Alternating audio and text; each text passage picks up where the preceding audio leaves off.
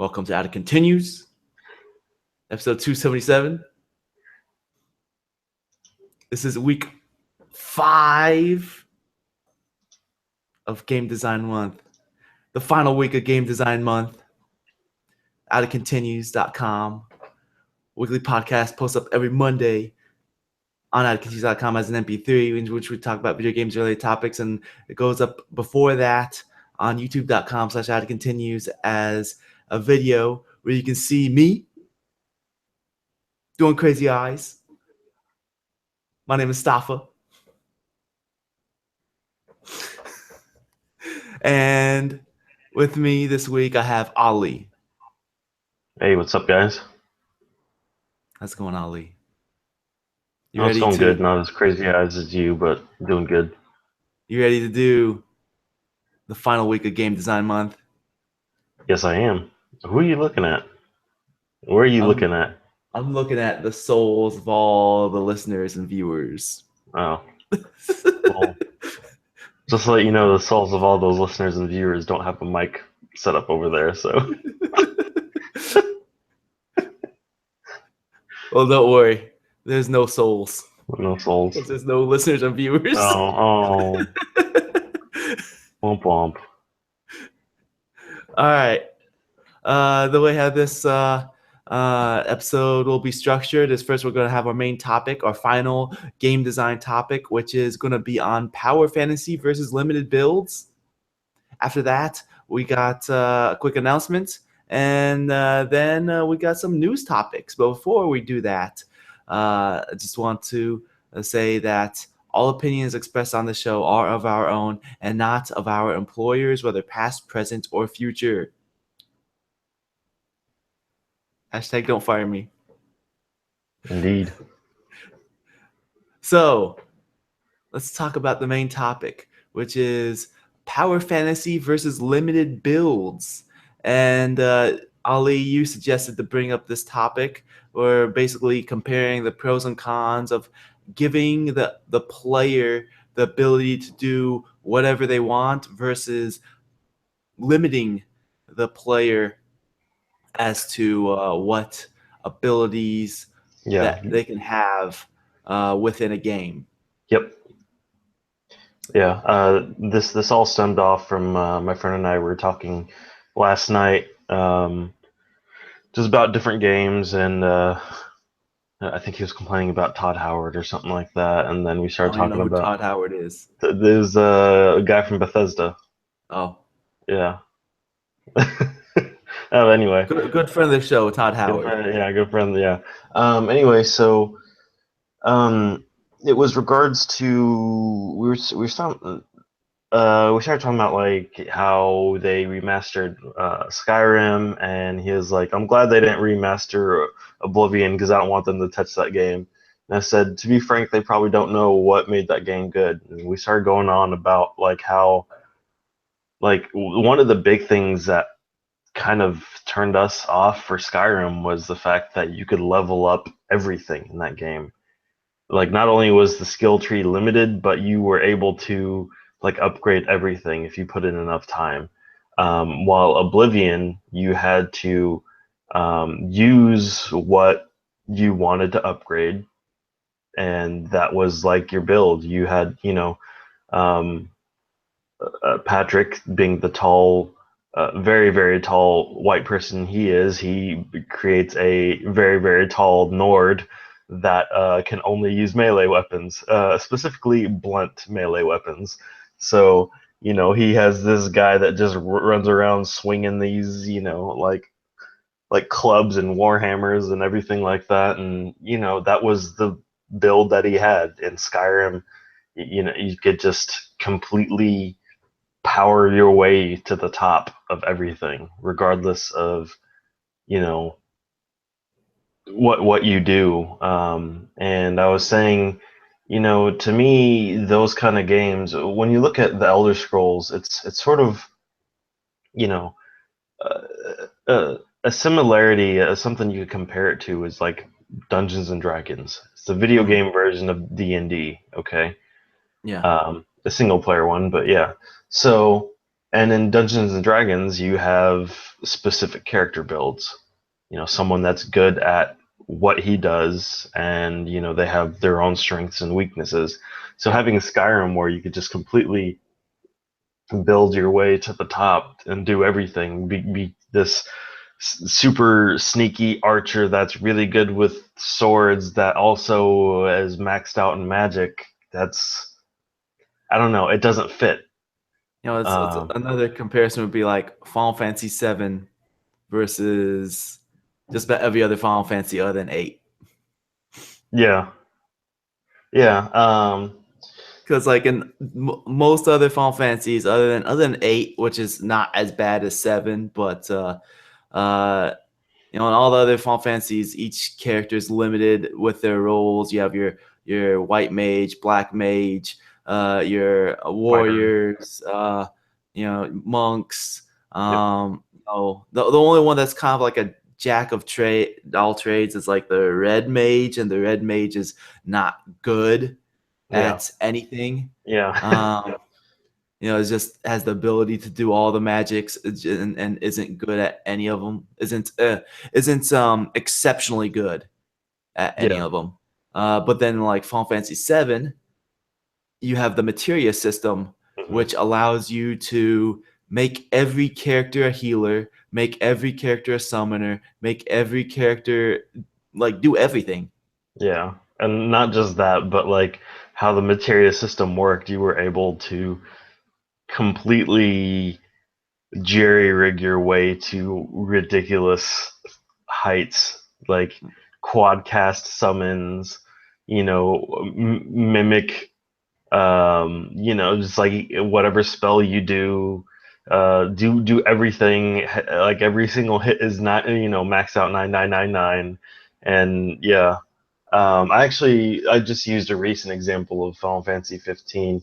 While each character has like their own specific thing that they do and different, like weapons that they could have. Um, Basically, you just spec into them. You just attach the best item into them, and then you're set. That's basically it. That's been my experience with like 80 hours into this game so far. Uh, and if you compare that to another JRPG, it's not as JRPG, but I used Dragon's Dogma as an example. You have, you create a specific. I mean, like even though it's developed in Japan, Dragon's Dogma is more of a Western RPG. It is very Western, but It's the style is a Western RPG. yeah, I mean, um, like a JRPG does not have to be from Japan. yeah, yeah, It's not really when you call something a Japanese RPG, it's not stating where the game was developed. It's more stating what's the style of RPG it yeah. is. The traditional, the what's known as the traditional style of the role playing game, because that's how. Yeah, but I mean, anyway, just like in Dragon's Dogma, you create a specific character, and then you're backed up by a couple of companions, um, and those characters also have specific roles, and you want to choose, create or rent or whatever you want to call the companion that best fills your character's needs. Like I was a mage archer or something like that, and I needed someone to heal, and I needed someone to do DPS. So I got one person that was a mage that was able to heal and do, area of effect attacks, and then I had someone that was able to do enough, like just outright raw physical damage. So like being able to, I had to consider how I was going to play as opposed to just run in, just attack everything, and I'm set. So, and some, just to kind of lay it out there, like some of the aspects of like a power fantasy or jack of all trades type characters that, when you play a game that has that type of focus, you're usually given like all the tools that you would ever want, or just have everything available to you to work with. On the plus side, that allows you to feel very powerful. I know, for example, like Saints Row, you max out everything and you just like Yes. become completely powerful and destroy everything, and that's like really awesome. Yeah, when you brought up the topic idea, that was the first example that popped in my mind, like especially Saints Row 4, Yeah, since that game is all about uh, just upgrading your abilities to max. That's like the yeah, whole purpose of the whole game. You just upgrade your abilities to max and do whatever you want. hmm, But I mean, it's fun to be able to um, just use the tools and mess around for a little bit. But the problem is, you have so many tools at your disposal that there's really no purpose as to having all of those things. yeah, Like there isn't like any specific enemies that are like weak against this specific weapon or this specific ability. It's more like, just pick whatever weapon you like the most, whether it's the what's it called, the dancing gun, was it the or dubstep gun or yeah, the whatever? dubstep gun, or the or rocket launcher, whichever one you prefer. Just choose one of the most powerful weapons, upgrade it to max, and then just stick with that weapon.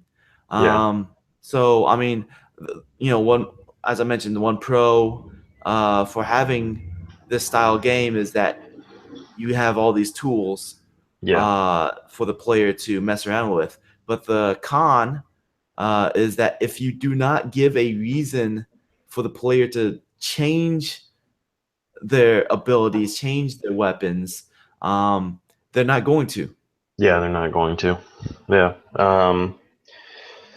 and that kind of bleeds into um, multiplayer aspects as well. If you look at a lot of modern like shooters and stuff like that, you could really achieve what you want to do, which is usually just kill the other player with anything, whatever your favorite weapon is, or whatever the best one of that weapon is. And there's no real incentive to go with another gun, that sort of thing.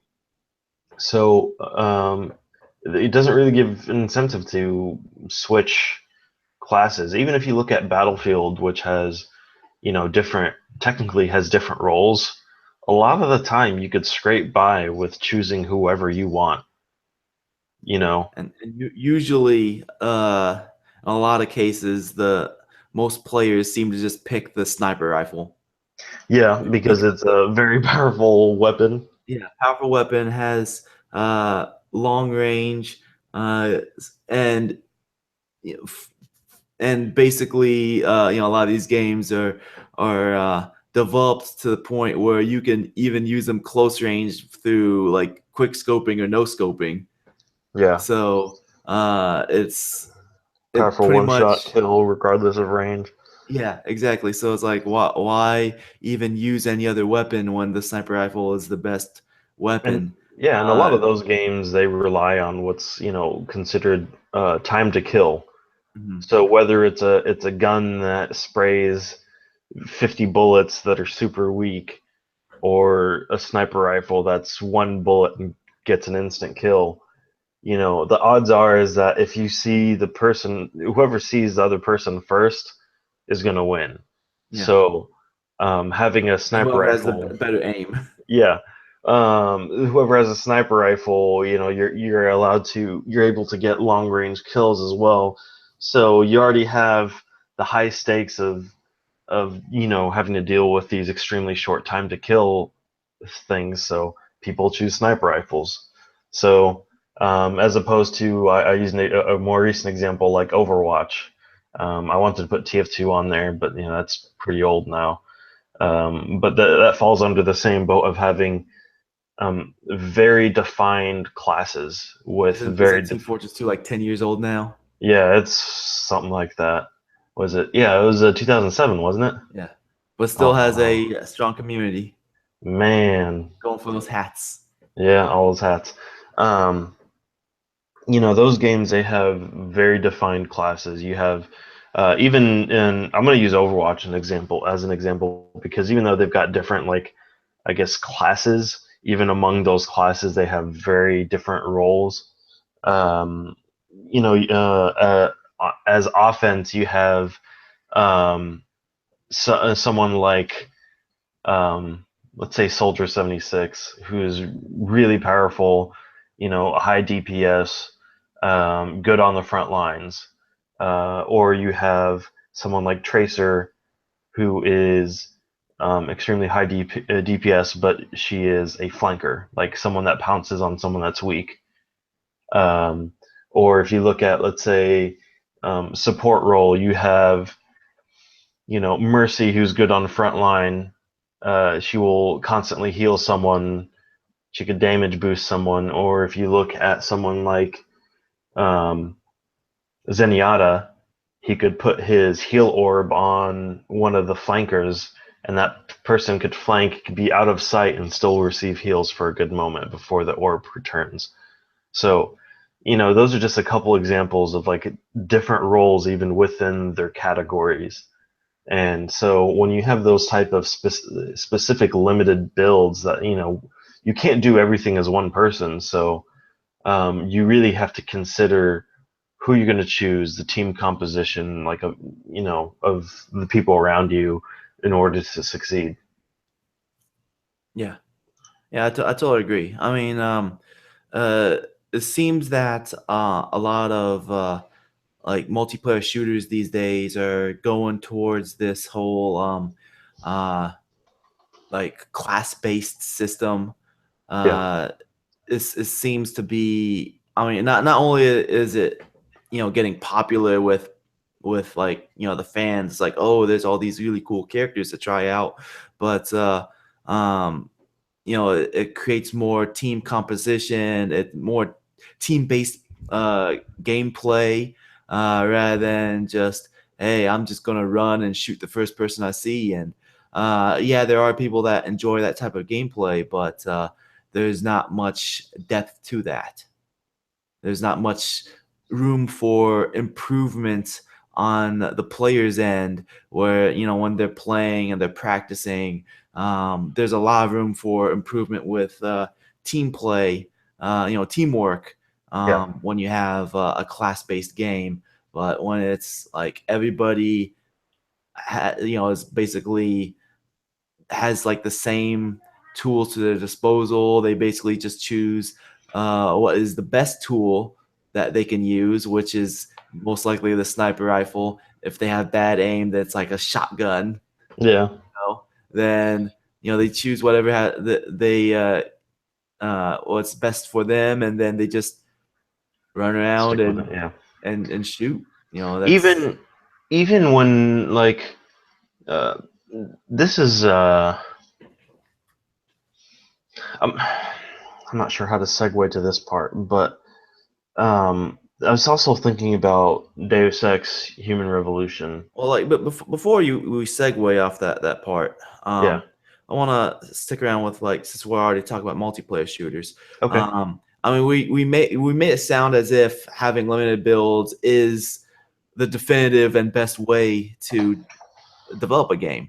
I mean, it's not perfect. I mean, there are some pros to having power fantasy or jack of all trades Hmm. multiplayer compared to limited builds, which is that when you have limited builds, you have to focus a lot on balance, Yeah. because if any one character is unbalanced, then most of the players are going to gravitate towards playing that character, and then the whole point of having these class specific characters just goes out the window.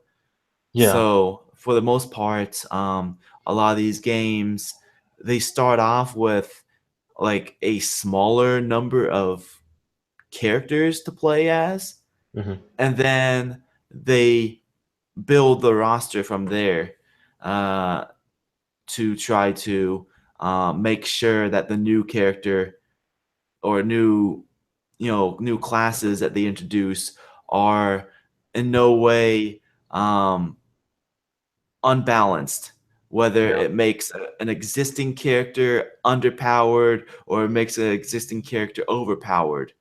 Yeah. One good example of that is after Overwatch, they revamped the system so you could only choose one hero per game, per team. Sorry. So they before that happened, they nerfed Winston, which is the gorilla, and he could put down this like spherical barrier. When you had multiple Winstons before that, like multiple Winstons could put down the barrier, and it made it really difficult to penetrate through that. So they nerfed his barrier. But then when they put that limit on there and they brought in new heroes, for example, Symmetra, who they gave the projected barrier, and then also when they brought in Orisa, they put her deployable like shooting barrier down. Like both of those barriers were in a lot of ways superior to Winston's. Yes, Winston had like a full 360 degrees like sphere barrier, but the health of it was the smallest. The cooldown was the longest, and it disappeared after I think like 6 seconds or something like that. So when they introduced these other characters by proxy, but like indirectly, they nerfed Winston. So that's that kind of goes along in the way of like when you bring in new heroes or new characters or whatever, they have to be mindful of all the balancing aspects of it. Yeah, it's very um, hard to understand how studio releases a game with tons of characters, and it's like how the heck did they release a game with 50 characters? And there's no way they're all balanced. I mean, like I'm Yeah, looking at mainly fighting games. Marvel There's vs. Capcom 2. most Capcom 2 is definitely not balanced. That's Uh, why I used that example. yeah, That game it's was had no balance at all. yeah, it's. I mean, like you see a game like Street Fighter 4. It went through so many iterations, but also there's so many updates that nerfed tons of characters. Like Sagat from the very original version of Street Fighter 4 is way better than the Sagat in the final version Hmm. because they nerfed him so much. Um, but they it seems that the majority of games they will release, I don't know, like 20-ish characters. That's probably the most you'll find in a new game that it's like first of its series or whatever, and Yeah, then they'll start building from there. I can't remember how many Battleborn had like a lot of characters. I Do you wouldn't remember? know. I think Battleborn had more characters than Overwatch when it came out. Probably. But Battleborn is it's no longer with us. Rest in pizza. But yeah, yeah, that's why I just wanted to make sure we talked about that before we moved away from the discussion on multiplayer games. That there's, even though both of us seem to prefer the more class-based systems, limiting the characters uh, within a multiplayer game. It's definitely not perfect. Uh, there's still some cons to it, such as Yeah, balancing. there's a time and a place, and there's no one way to do everything. Like having games where you do have a generic or all-in-one type character can work too.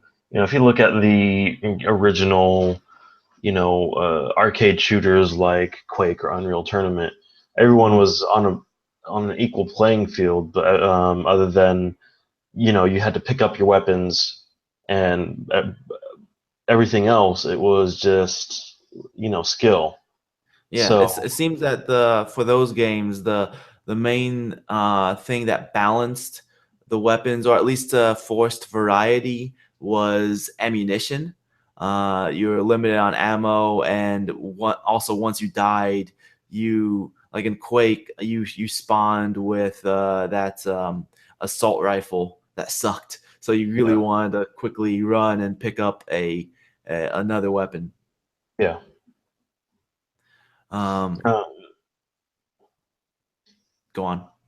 yeah, I was gonna move on to the Deus Ex Good. thing. Yeah, go ahead. So even though in that game features like a specific type build, I think one thing that kind of falls into the con is if you create a game that has like specific builds, but then you could get to from point A to point B regardless of your build. I think that's the wrong way to do it. So For which example, Deus Ex are you talking about? like Human Revolution. Okay. So, for example, you have to get into like a police station or whatever, Hmm. and like I was a pretty sneaky build, and I was able to sneak in through the vents and get all sorts of stuff. You get through that way. Well, you could get into the building, with having super jump strength or something like that because you were able to jump over a wall. I forget what it was, uh, or Pile of crates. yeah, pick up pile of crates or something. It's just like, what's the point of having this barrier if everyone can get through it?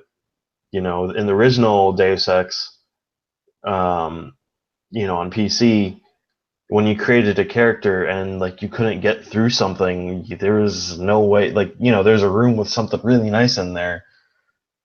If you couldn't get into it one way, you probably had no other way of getting into it. So, like, you had to have that specific build to get into that location.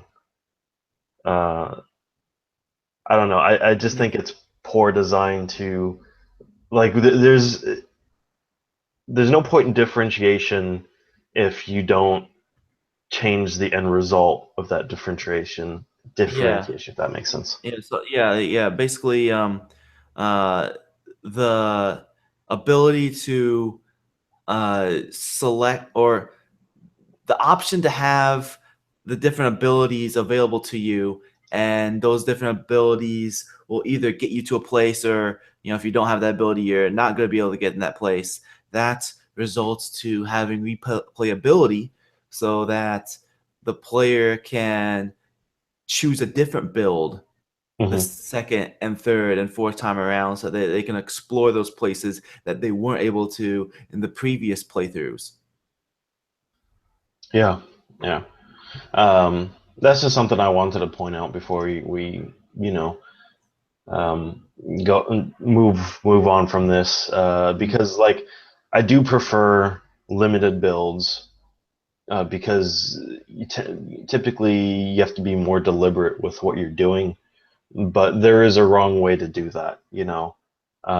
At that point, you might as well just have like a power fantasy type character if any limited builds could get in. So Yeah, I think like basically what they were trying to more go for was, if you want to play through the game stealth, or if you want to play through the game run and gun, the option for you to do either of those is there, but it like the way how it was set up wasn't exactly set up for multiple playthroughs, mhm. especially with the ending of Human Revolution. I don't know about the Mankind Divided, but in Human Revolution, you can like literally just save before you select the ending of the game, and then just watch the different endings. Yeah, So like you don't need to play through the game again. yep. But I don't know. I think that doesn't really promote playing through the game multiple times, and I think uh, developers for single player campaigns, I mean, in their best interest, they want to try to uh, set up the game for multiple playthroughs, uh, if possible, so that the player can get more enjoyment out of a game. You know, that's Yeah. games are um, the games are something that you can experience more than once. Hmm. So why not make it a more interesting experience for the player when they experience it multiple times? I used experience like 12 times in one sentence. Did you get enough experience to level up? Not enough experience. Oh man. Oh well, it Anyway, happens.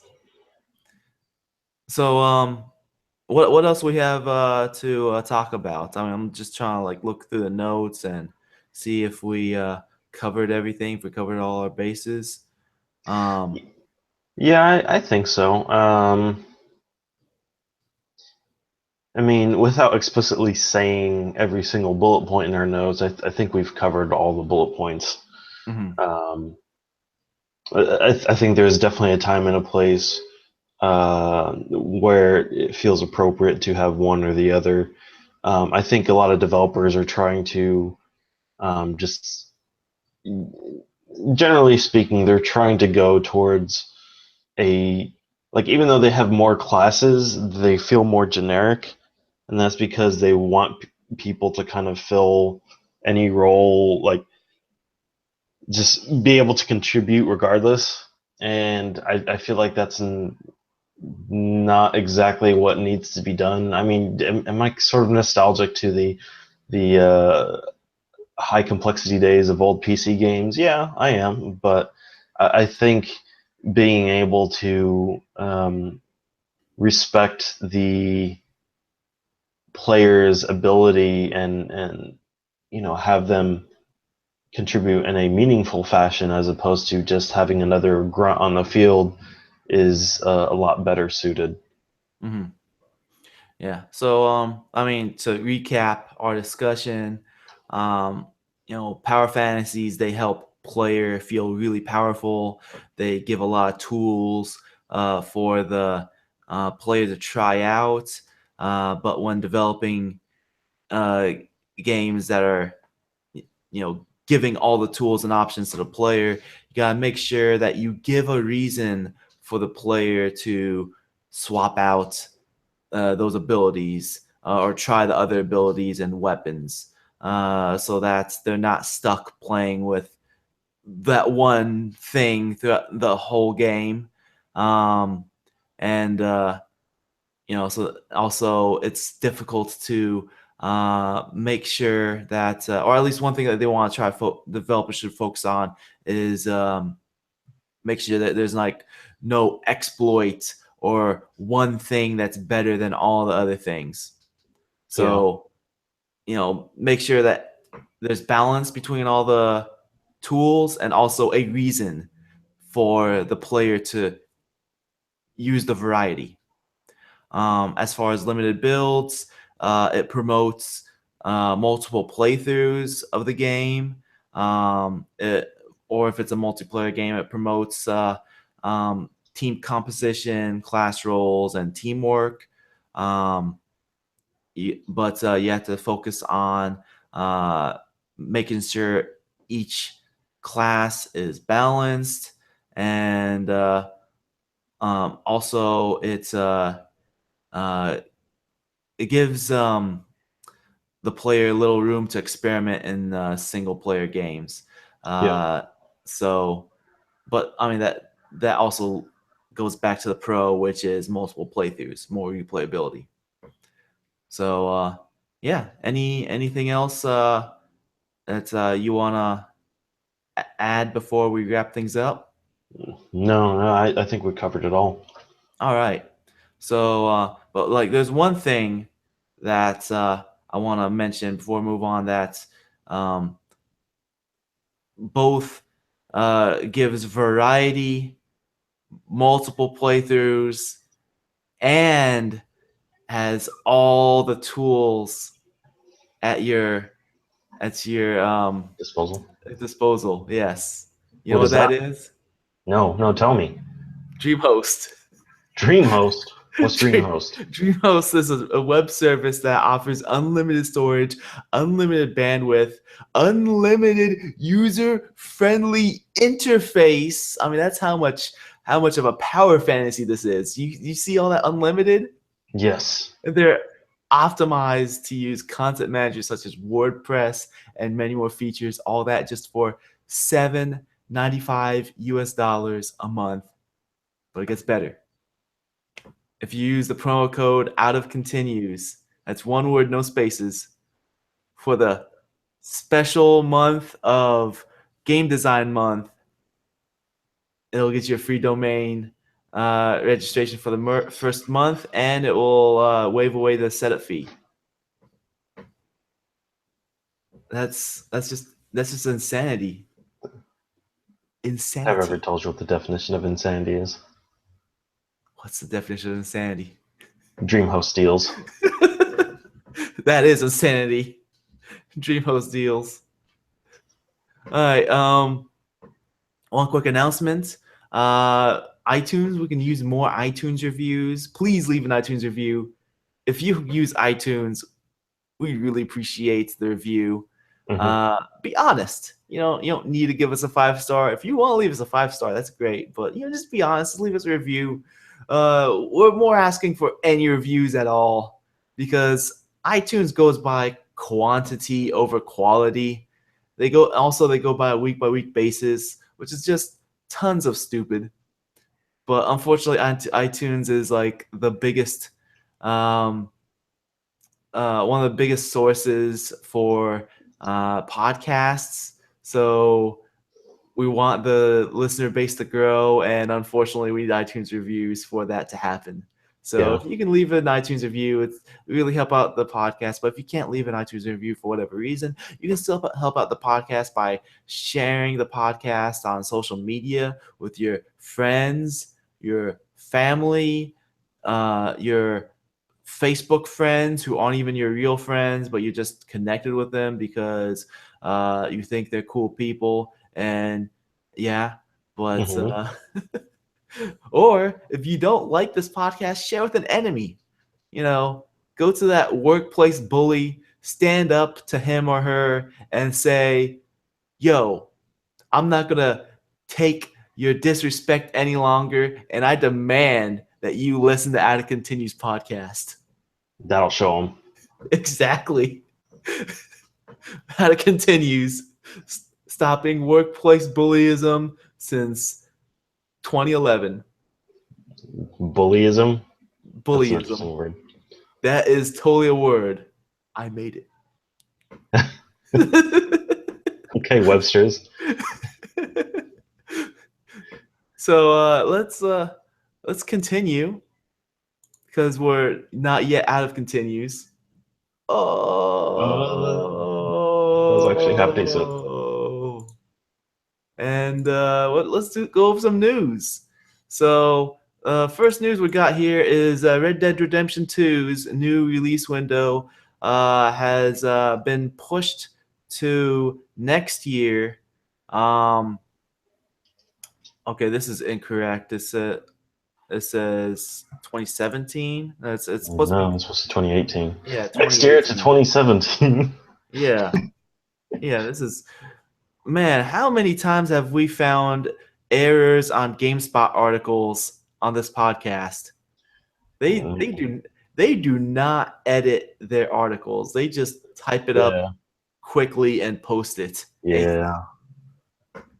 Come on, need editor. Come on. Hashtag hire Ali. Exactly. So, anyways, it's been pushed to the end of the fiscal year, which is by April 2018 next year. And this isn't the first time that Rockstar has pushed their games back. But for the most part, recently they've been more uh, higher quality than Mhm. they have been. I mean, like I think Grand Theft Auto 4 was the last one that had very poor quality on launch, Yeah. and after that, they've been pretty good with the quality of their games.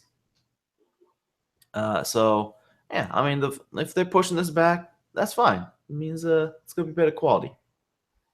So Yeah, I've got high hopes for Rockstar. They're really good at what they do. mhm, yeah, I don't know though. and They might need the bends.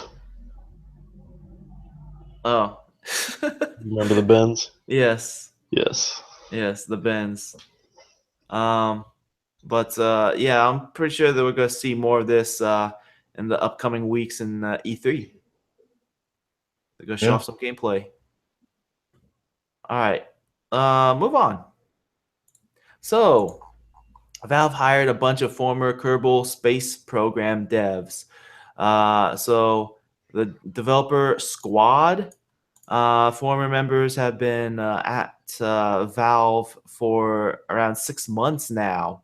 Hmm. Um, Squad has released a statement clarifying the news, reiterating that these former members of the studio who have joined Valve and reassuring fans that Kerbal Space Program is still in development. So the just because some of these former developers have left, it doesn't mean that the game is no longer in production.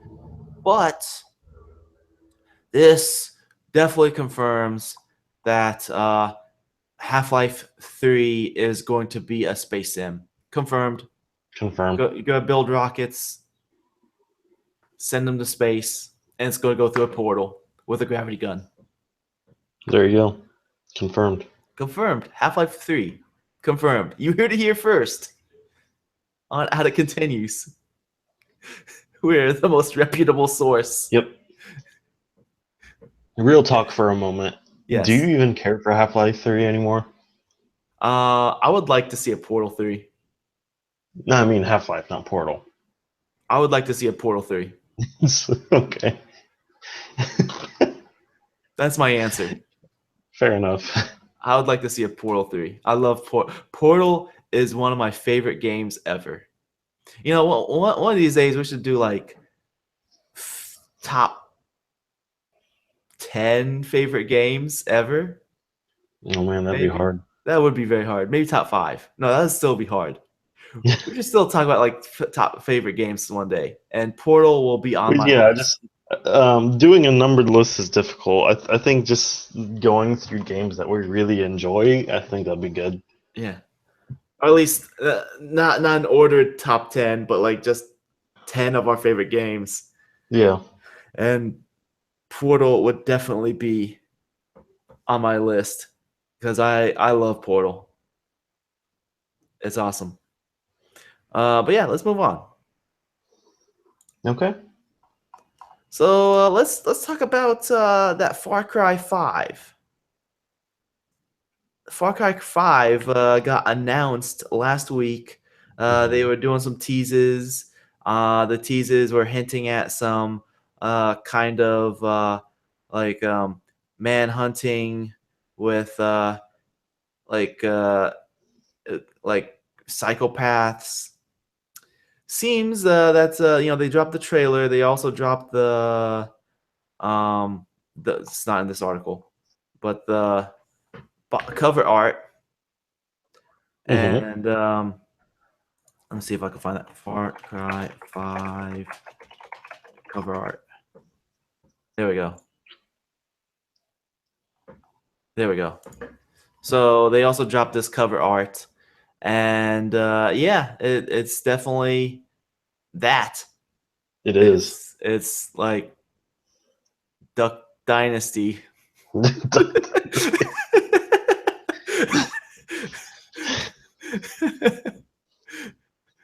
So yeah, did you watch the trailer? Yeah, I did. It's an interesting trailer. It's getting people talking. There are definitely articles of people angry about this. And Which I find funny.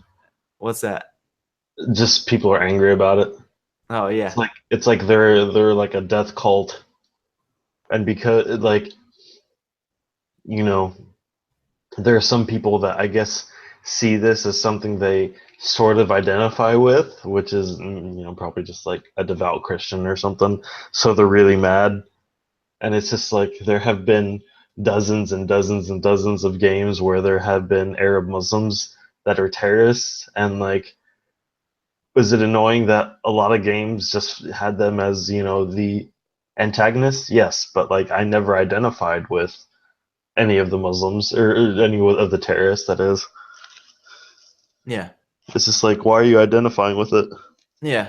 I mean, like, I always say this on the show, but I end up going there anyways. I don't want to like make this like a political show, with like political statements or anything. But we talked about this a little bit last week. That I roll my eyes towards like extreme extremists. Like you know uh, Arab terrorists being in whatever media. It's always eye rolling for me. Yeah, And this it's similar for people who are white Christians, but I don't feel like after thinking about it since last week, I don't feel like it's on the same level because while it's comparable as far as this being the same thing for Christians as Arab terrorists being for Muslims. Um, Arab terrorists are like enemy number one in America right now, hmm and Islamophobia is very high right now. There is not like a big Christian phobia in this country right now. yeah, So I don't think it's comparable in that same sense. It's not like the same level of um what's what I'm looking for like um man, I'm having a brain fart here. It's not the same level of um I'm not sure what word you're looking for. stereotyping. Okay, That's yeah. I don't know why I was having such a hard time thinking of that word. yeah, It's not the same level of stereotyping. Although despite that, I think this is kind of good to have because of the fact that it's showing anybody can be a crazy bad person. yeah, It's not just crazy Arab terrorists that are bad people. yeah. We have bad people in America, and I Of mean, all colors and creeds. yeah, I mean, an example easily right now is in Portland, three people were stabbed, two of them died by, someone that would probably identify in some ways to these people, yeah. you know. Like there's pictures of this guy online with him wearing the American flag as if it's a cape, like Yeah, some stupid man child.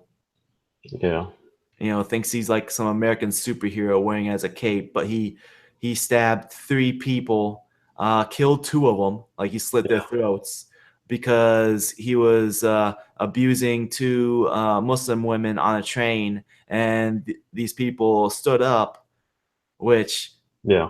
like And one of them was an army veteran, yeah, like in an and era in which like a lot of people will ignore abuse in public.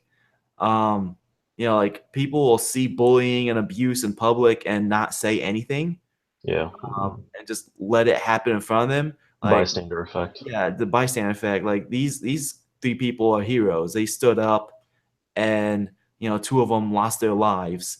Yeah, one of them's the last one's in critical condition, not life threatening, but he's pretty bad apparently. Yeah, The amount of stabs and stuff he got. yeah, and the The perpetrator is basically like the same level of these crazies.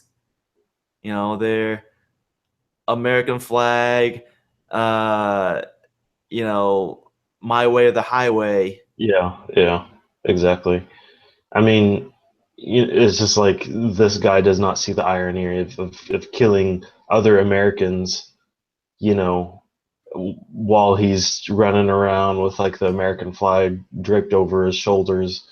So, and like I said, one of them was a veteran, I think Yeah, 39 years or something like that. yeah, He was an older gentleman, I think like in his 50s. 50s, yeah. So, yeah. But yeah, I mean, like, you know, seeing stereotypes, it's it's tiring seeing stereotypes in all whatever form of media, but um, I I do like the fact that it's not focusing on you know, Arab terrorists, and I use the word Arab because they're not like ISIS. They're not Muslim.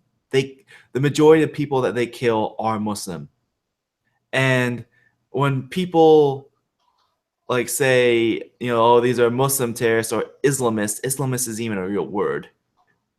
You know, it's painting a bad uh, picture on on it's painting a bad picture on Muslims, but it's also associating that all Arabs are Muslim and all Muslim are Arabs, which isn't true. Yeah.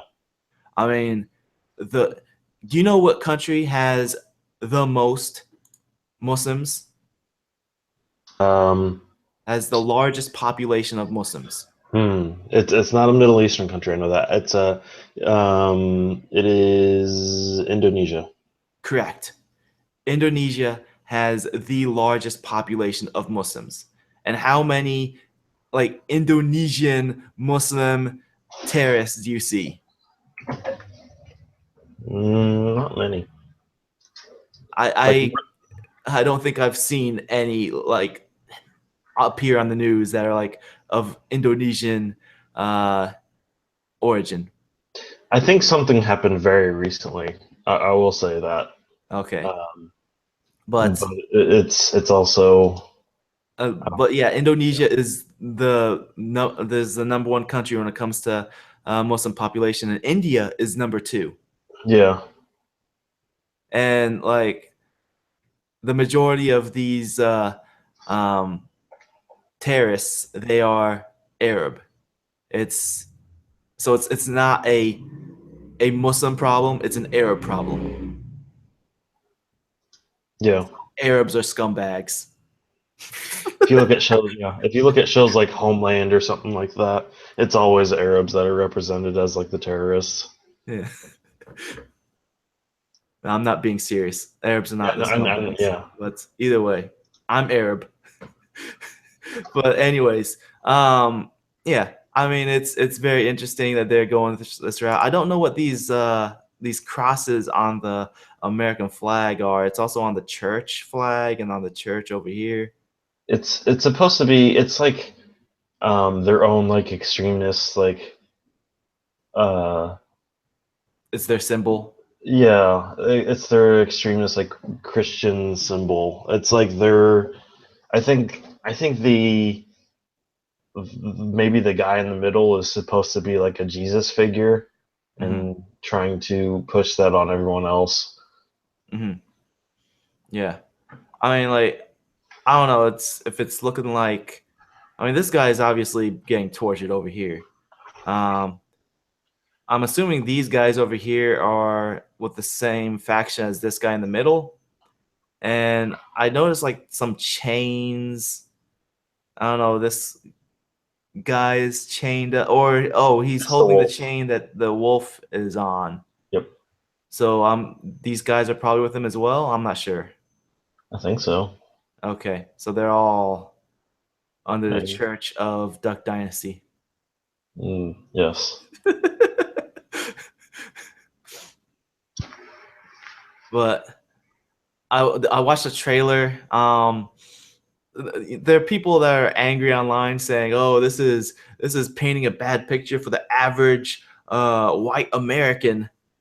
It's like if you're saying that you're the average white American and you're associating yourself If you're as a identifying with killer, this, then that's a problem. yeah, then that sounds more like a personal problem Yeah. because the trailer shows this these crazies killing other white people. Yeah. So like I would assume that the ones that are getting killed are the average American, and the ones doing the killing are the crazies. And there's like one black guy in the trailer who looks like a preacher. I have no clue. I can't tell from the trailer if that guy is gonna be with him, this evil dude in the center, or if he's gonna be like an opposing church or something like that. I don't know. Yeah, Yeah. it's there's not enough information to tell. Um, as far as the setting, which is Montana, I think it's an Hmm. interesting setting. It's not like the first that people would assume that there would be like a crazy redneck church that Hmm. I mean, like I guess people would assume maybe Texas. I mean, Montana's pretty. There are pretty large devoid areas in Montana, so I think that's why it works. Okay. Well, as far as Mountains the separate people from other people, so it's easy to get pockets of weird stuff. yeah, I was gonna say that the as far as like the mountains that works well for a Far Cry game. Yeah. I mean, Montana would work better than Texas would for a Far Cry game. Um, one thing I did find funny though is I saw on Reddit somebody had a picture, like the first picture is Voss, like talking to you in the game, and the caption is "Have I ever told you the definition of Definition of insanity?" insanity, yeah. And then the next three images are Far Cry 3, 4, and Four or 5. five, yeah. Yep. Yeah. So, I mean, yeah, it does seem like they're overdoing the whole crazy um, villain thing, but at the same time, Voss was like my favorite part or of Far Cry 3, Yeah. and I didn't play much of 4 because I was having so many technical issues with it. But from what I hear, Pagan Min was also pretty good in number 4. Yeah, I didn't play four. But yeah, Far Cry 5. I do like this image though. It's very Yeah. interesting, with like the whole um, Last Supper Yeah. imagery, Yeah. which is, I mean, obviously it's irony. Yeah. Jesus being a good person, and this guy, It's a parody. That's what the word you're looking yes, for. yeah, exactly. This guy being an evil person, thinking he's Jesus. Yes. So I think it's interesting artwork. It is. I'm. I will say this. While I do like that Ubisoft is kind of touching on something new, I'm not too hopeful that they will properly bring out the correct, I don't know, like the dialogue for it. Because I feel like Ubisoft hits on a lot of good notes, but then they never really follow through with them. Mhm. Jason, you must use the tatao. Yes, use the Tatao. Use the tatao. As long as there's no tataos in this game. Yep. All right. Speaking of Far Cry 5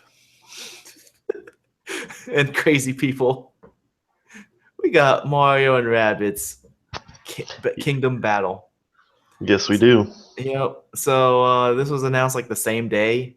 Another Ubisoft game, crossover between Mario and Rabbids, which was like being rumored for a while, and now it's confirmed that Mario and Rabbids are finally They finally doing it. Finally crossing over to the same universe.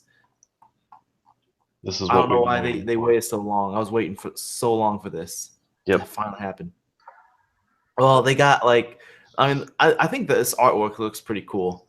Well, mainly because Mario has like a really cool pose with a bullet bill cannon type thing. I have no idea what it is, but it's just a cool pose. He's like, "It's a me. I'm gonna blast you in your face." But it has like all the characters with looking like they also have guns, and then there's the rabbits who are dressed up as the Mario characters. Yeah. I'm assuming this is gonna be like just a mini game compilation because that's what the Rabbids games have been.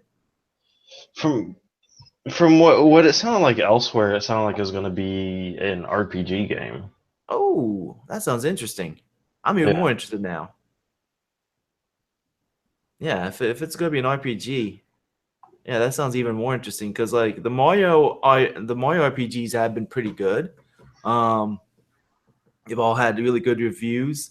Uh, one thing about them though is that the majority of them have been limited to the handheld games, like Yeah. the Mario and Luigi Super Saga. Yeah, the Mario and Luigi one seemed really good too. Yeah, Kind but of, they've been all limited to like Game Boy Advance and DS, and you know, yeah.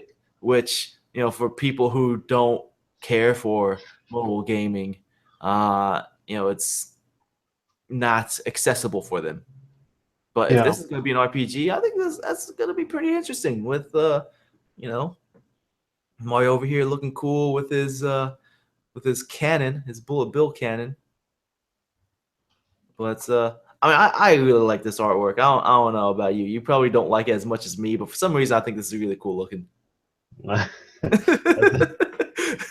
It's all the funny pictures of the Peach Rabbit. Oh my Uh-huh. god! Is And she then like doing a selfie?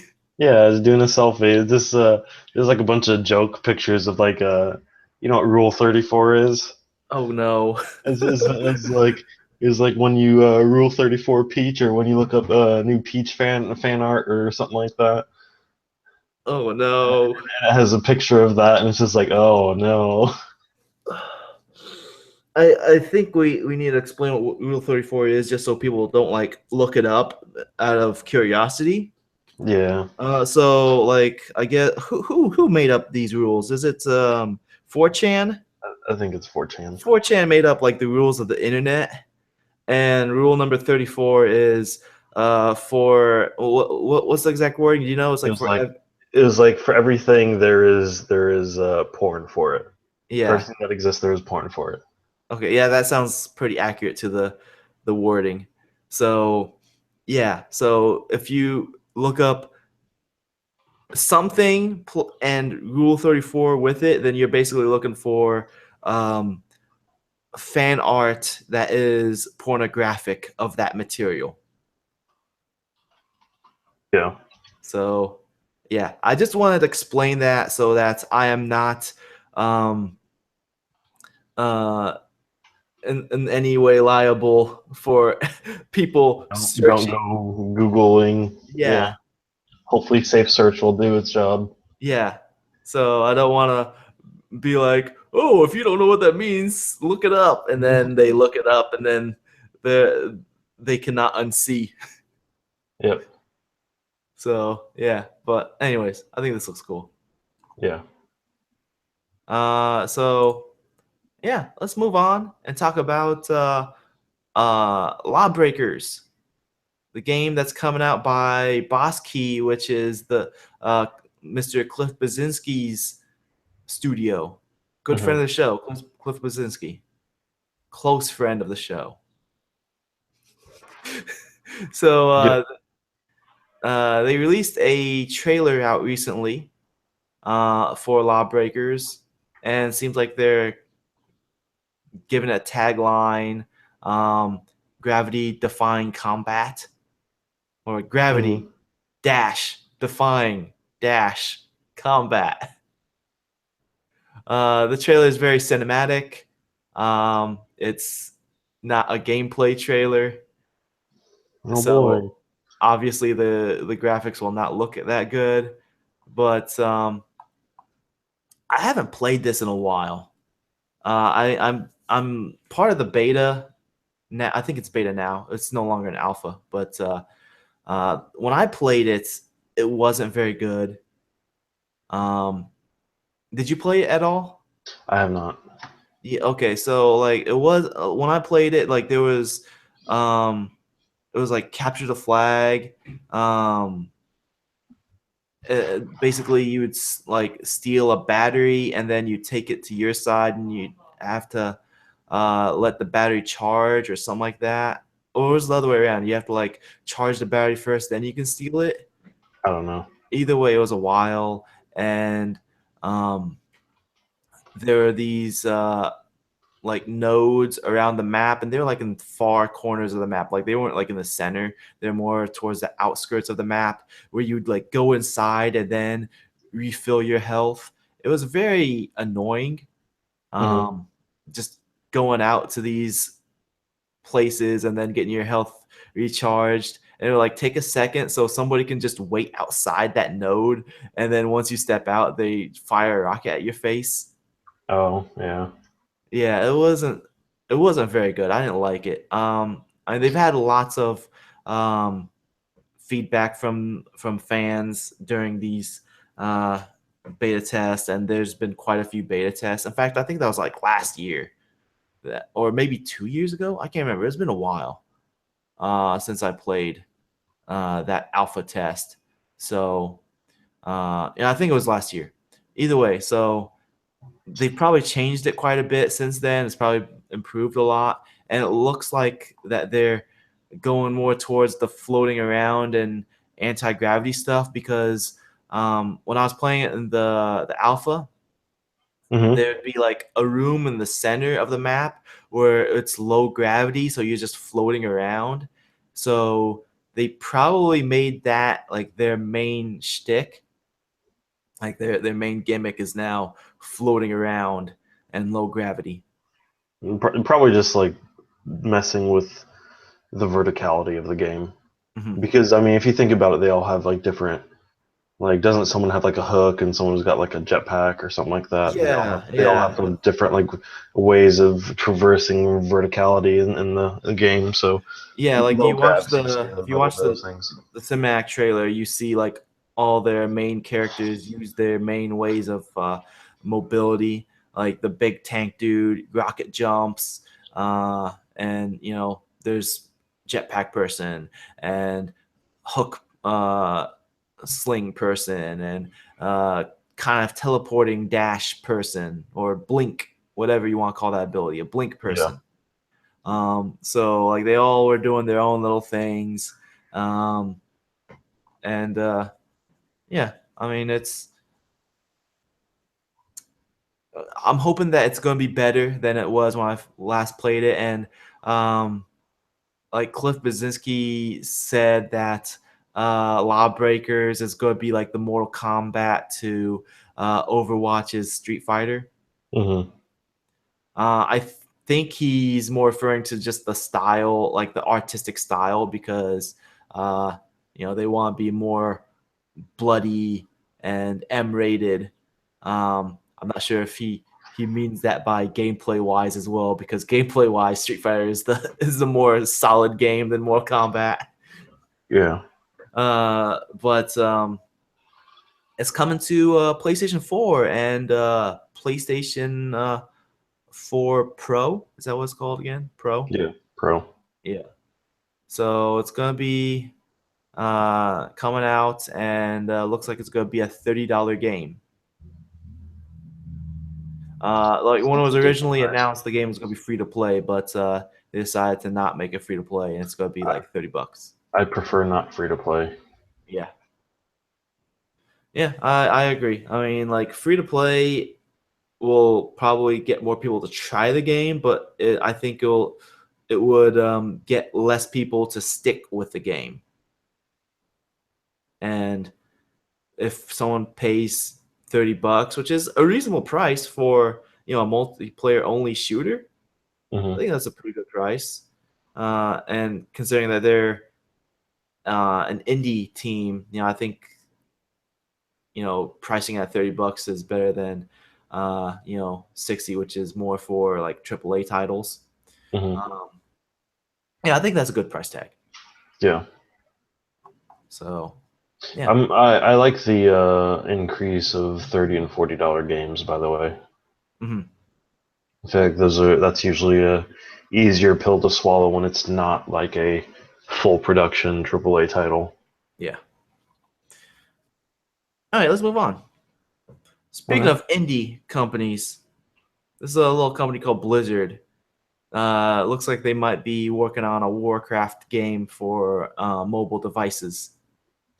Like they've had a job posting, uh, and it basically sounds like they're looking for people to work on mobile games based on Warcraft lore. And I'm assuming they see the success that they've gained from Hearthstone, Hmm. which they got a lot of people playing on the mobile devices, and they're like, yeah, what else can we do on a mobile device? So most likely they're going to keep it within the Warcraft lore because they got a lot of lore, and they're wanting people that are knowledgeable of the Warcraft IP. Yeah. And there's really no telling as to what type of game this is going to be, though. I mean, this can be anything. I mean, considering that they took the World of Warcraft lore and made Hearthstone out of that, Hmm.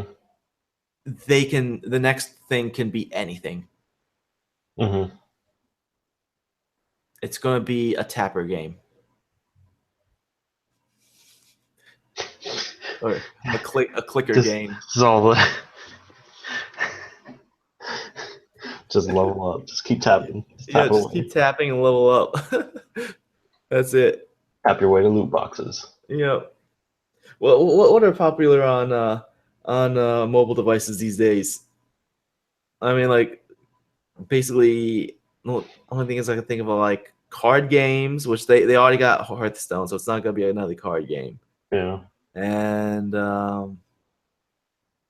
don't know, like the Fire Emblem seems pretty popular, so an RTS game maybe, I have or no not idea. RTS, but turn-based strategy. That's what I mean. A TBS. Not I don't know. channel. That might be it. Turn-based strategy. I think TBS is a channel though, isn't it owned by CBS? Maybe. America's Most Watched Network. We don't get a paycheck from them, so we're not saying that. That's funny. No, thank you. Until they give me a paycheck, I will never say that. Yeah. Oh yeah. Let's move on.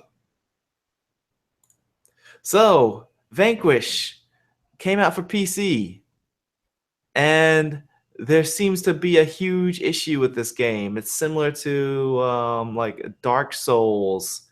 That when it was ported to PC, I think it was Dark Souls 2, I suppose. When it was ported to PC, it was harder than the console version because the damage inflicted from the enemies is tied to the frame rate. So if Hmm. you have a well-performing PC and you get very high frame rate, then you're gonna be taking extra damage, like 5 times the amount of damage from the Yep. enemies, which will make the game next to impossible to beat. Get good PC Master Racers. So, yeah. Um, why do developers still think it's a good idea to tie things like damage to frame rate, especially when it comes to PC? Yeah, I don't know.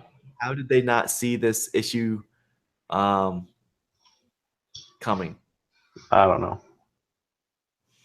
I was kind of excited for this release because I think I have it on PS3, but like I haven't booted up my PS3 in forever, and it's like, oh, maybe I'll like get this on PC one day, like during a Steam sale. Mm-hmm. And I hear the game's like only like 4 hours long, like you could beat it pretty quickly. So Yeah. I welcome short games because I don't have time. But the fact that they have this issue, it makes me want to hold off. Maybe there's gonna be like a fan made patch that'll Yeah. fix this, similar to like how the first Dark Souls game had a fan made patch to make Yeah. the game look good. That's the thing that's nice about PC. If the developers won't fix something, the fans will. If there's a demand for it, the fans will fix it. Yeah. So yeah, that's it. You have anything you want to add? No, I don't. Other than get good PC mustards. PC mustard race. PC mustards. All right. Thanks for So, beta testing consoles.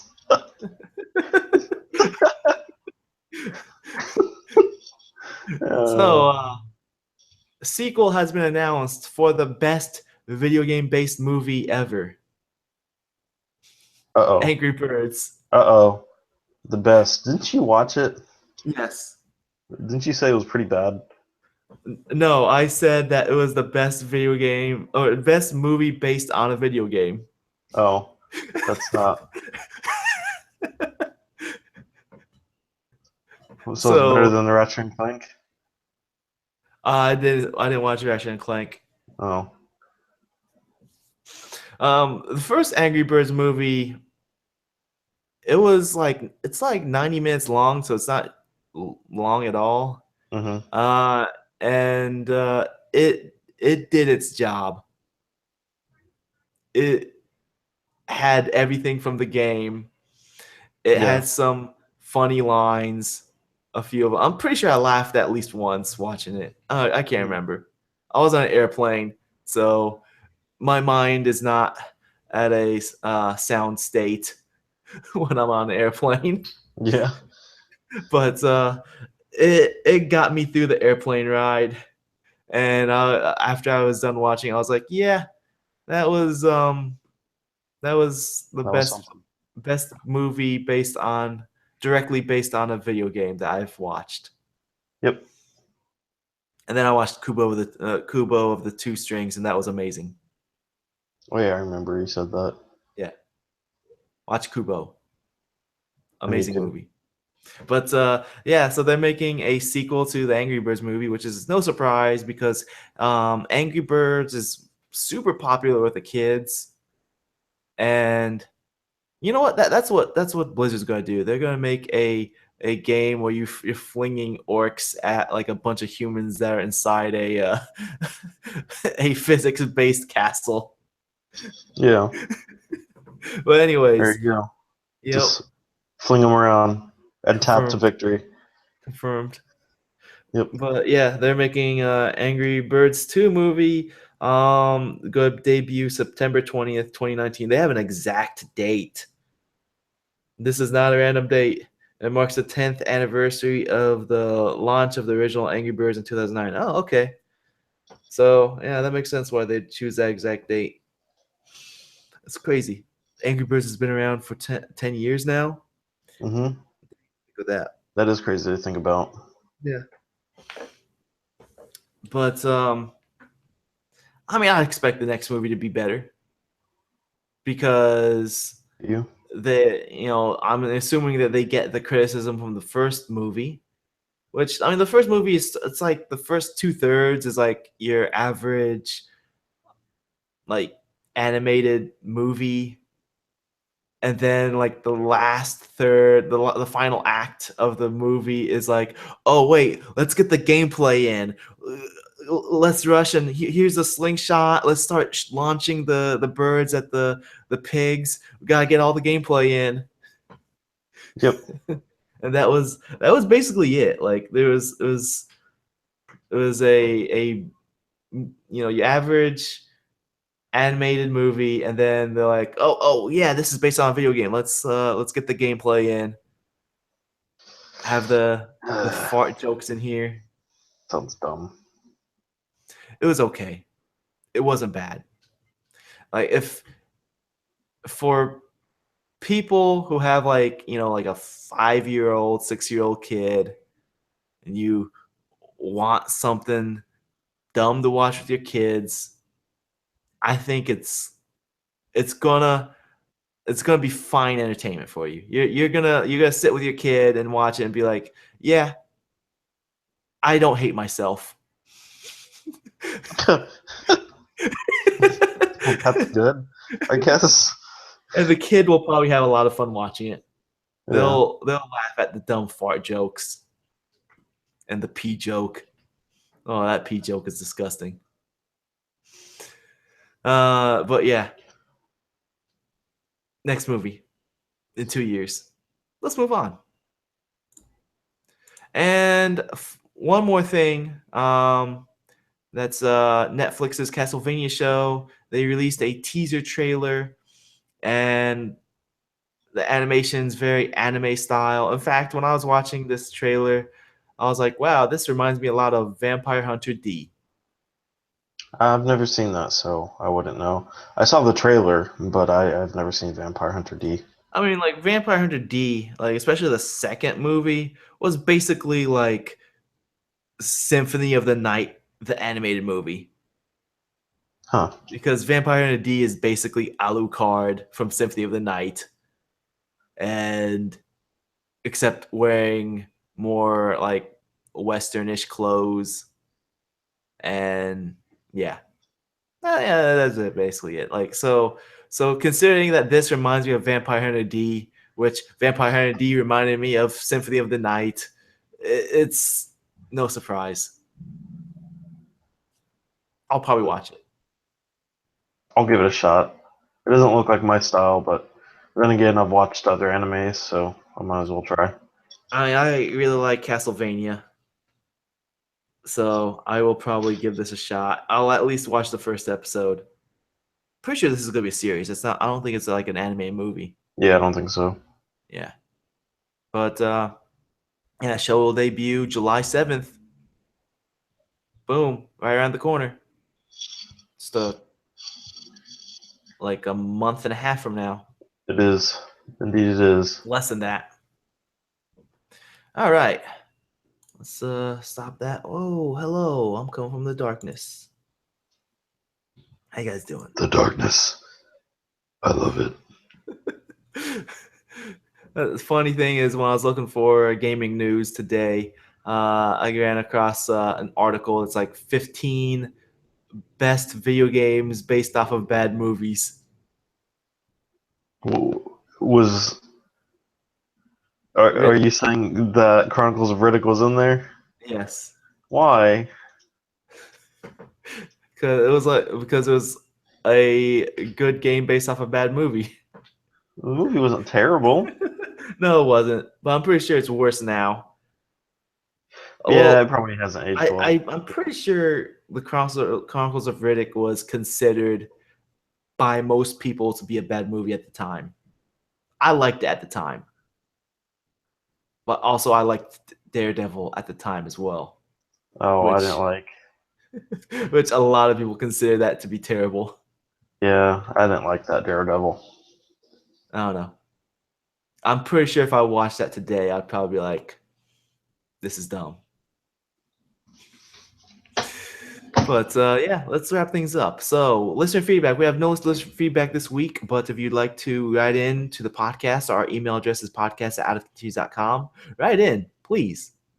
I'd love to hear what you have to say, answer your question, or just like you answer my question, which is, how are you doing?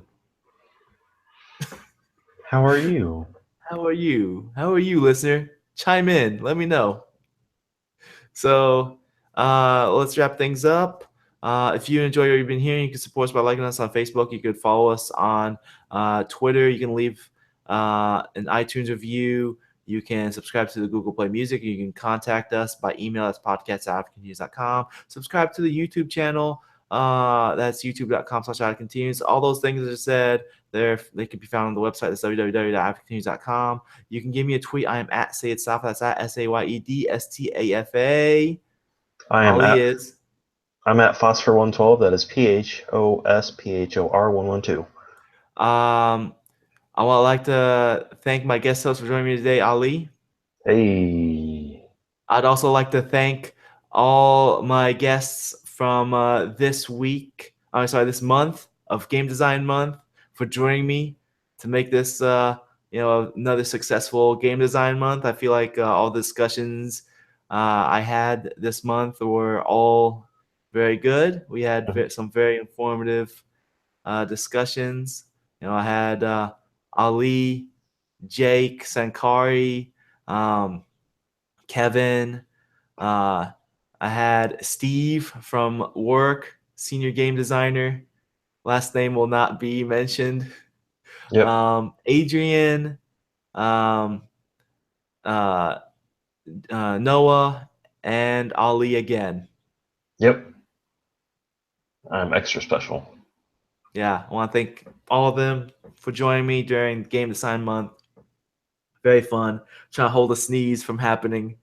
And that's why I'm doing this. I'm like, stop. No, don't sneeze yet. Yeah. Yeah. Very great month. Next year, hopefully I don't forget about Game Design Month and do it during the correct year. I mean, during the correct month. Yeah, during the correct year. Yep. I totally forgot. Yep. So next year, hopefully I do it during the correct month. I forgot about it this year. I was very, very busy, and I was like, oh, I'll just do it. Going on, so. Yeah. And yeah.